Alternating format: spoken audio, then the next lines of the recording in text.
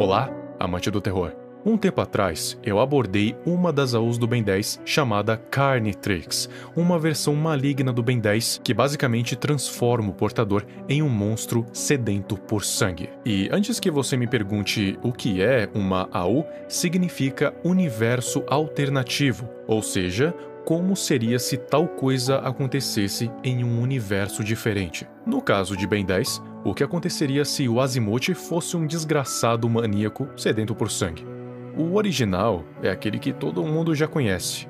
O padrão. Garoto normal encontra o relógio esquisito vindo lá do infinito que grudou no pulso dele e agora faz bonito. Mas depois do Carnitrix surgiu uma outra AU com uma proposta bem parecida, mas tão bizarra quanto. E alguns diriam que até mais. Admito que a execução da história não é das melhores, mas eu acho que a ideia do Blood Tricks foi muito boa. Criado por LuxMX no TikTok, eu acho. Por isso a gente não vai focar muito na história em si, e sim como ele é, como foi criado e como o universo seria se um troço desses existisse. Primeiramente, vamos partir do princípio. No universo original, Azimuth e Vilgax são inimigos mortais, porque o Vilgax quer o Omnitrix para criar um exército imbatível de metamorfos, assim conseguindo conquistar trilhões de planetas. Mas o Azimuth não criou o Omnitrix com essa finalidade. Por isso, para tirar ele das mãos do Vilgax, acabou enviando ele para a Terra, que foi onde o Ben Tennyson o encontrou. Daí você já sabe muito bem como é a história. Só que, no universo de Blood Tricks, a história já começa diferente por aí. Porque aqui, tanto o Azimuth quanto o Vilgax são aliados, e ambos tiveram a ideia de criar o Omnitrix. Só que o Vilgax ainda tem uma mente maquiavélica.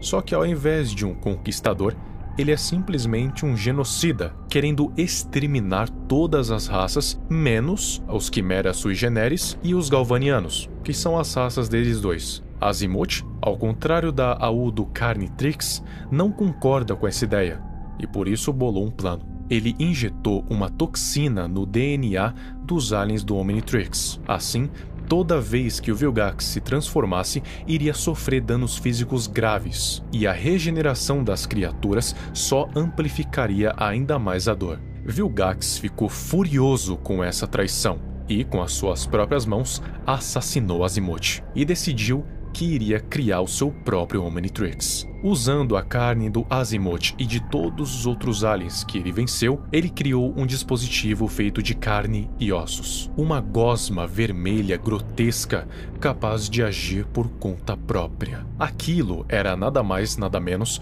do que um organismo vivo capaz de transformar o seu hospedeiro em versões carnais dos aliens do Omnitrix. Originalmente, pelo menos. Esse organismo agia como um parasita. Ele se instala no organismo do hospedeiro e começa a fazer parte dele, tornando muito difícil, beirando o impossível, retirá-lo dele. Ele retira a energia de matéria orgânica animal, como carne e sangue. E se por acaso o portador não conseguir alimentar o Blood Tricks, ele vai se transformar automaticamente, o instigando a atacar e devorar tudo o que tiver sangue e carne.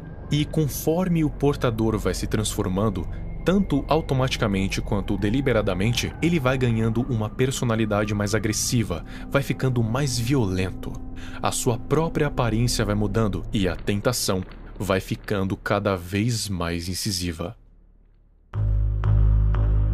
Quando o Vilgax terminou de criar esse dispositivo, ele estava procurando algum planeta que tivesse uma abundância dessa matéria-prima. E adivinha que planeta foi esse?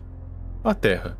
Claro que foi a Terra. É sempre ela. Enquanto ele criava uma cápsula para enviar o Blood Tricks para lá, ele conseguia ouvir vozes dentro do dispositivo. Ele se assustou ainda mais quando viu um olho se formar no local de ativação do Blood Tricks, como se estivesse vigiando ele. O Vilgax terminou de criar a cápsula, mas antes de enviar ela para a Terra, ele viu um ser escuro se materializando para fora do relógio. Esse ser era descrito como sendo não feito de carne ou ossos, mas sim de um vácuo. Ele sussurrava coisas pro Vilgax, que manda o relógio pra terra, logo antes de ser golpeado fatalmente na cabeça.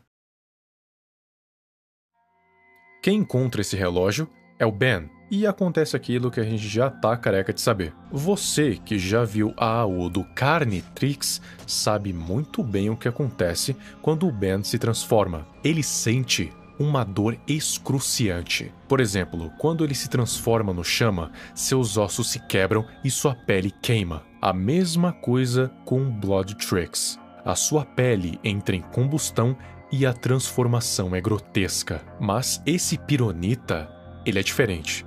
Porque ao invés de ser feito de rochas de magma, ele é feito de carne em combustão. Então, além da própria transformação, o Ben sente seu próprio corpo queimando e se regenerando ao mesmo tempo. Então é um ciclo que não tem fim até que ele volte ao normal. O Azimuth criou o Omnitrix com perfeição, ou seja, ele garantiu que quando o portador se transformasse, essa transformação seria completamente indolor. Então, quando Ben usa o Omnitrix, ele não sente dor alguma ao se transformar. Já o Bloodtrix não foi feito pelo Azimuth, e sim pelo Vilgax, que usou a ideia, fora que ele foi feito de maneira totalmente grosseira e selvagem. É claro que ele não ia pensar nesse método de segurança.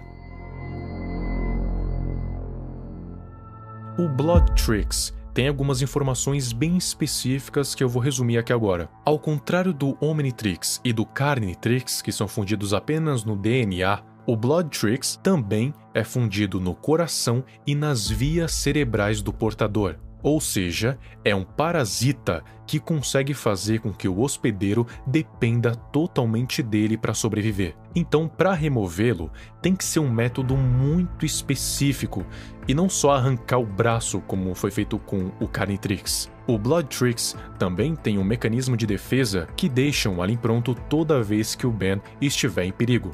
Existe um modo nele chamado de Berserker. Quando o usuário está perto da morte, ele ativa esse modo temporário em que ele decuplica o poder e o torna imune à dor. Mas isso acaba deixando ele insano e pode acabar atacando inocentes e aliados. Mas contando que se o relógio ficar muito tempo sem ser alimentado, ele perde completamente a razão, não faz tanta diferença assim no modo Berserker.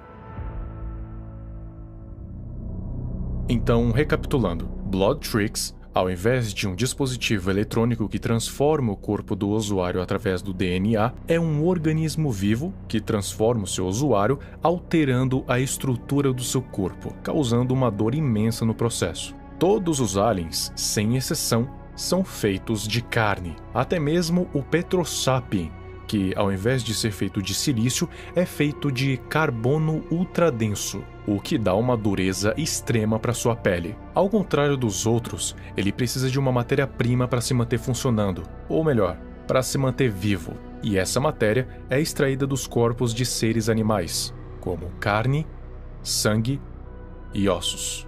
Ele é um parasita que torna o seu hospedeiro totalmente dependente dele para sobreviver. Não é impossível retirá-lo, mas é quase, porque ele está conectado aos pontos mais vitais do corpo, como o coração e o cérebro. Caso o hospedeiro não o alimente, ele consegue se ativar automaticamente, assim como o Carnitrix. Mas o seu objetivo não é necessariamente destruição em massa, e sim somente acabar com a fome. Com a sua fome. Por isso que o Bloodtrix é chamado de canibal, porque ele força o portador a devorar até mesmo outros da sua espécie. Tem muitas controvérsias para dizer qual dos dois cenários seria o pior, o Carnitrix ou Bloodtrix. Na minha visão, o fato do Carnitrix poder ser neutralizado somente removendo o braço do hospedeiro já o torna um pouco menos pior do que o Bloodtrix, pelo menos nesse quesito. O organismo também consegue distorcer a personalidade do portador justamente por estar conectado com o cérebro dele. Se demorar demais, o próprio portador vai se recusar a tirar o relógio e, com o tempo, vai começando a criar resistência à dor. Isso significa que o portador aos poucos vai se transformando em um monstro, mesmo não estando transformado em nenhum alien.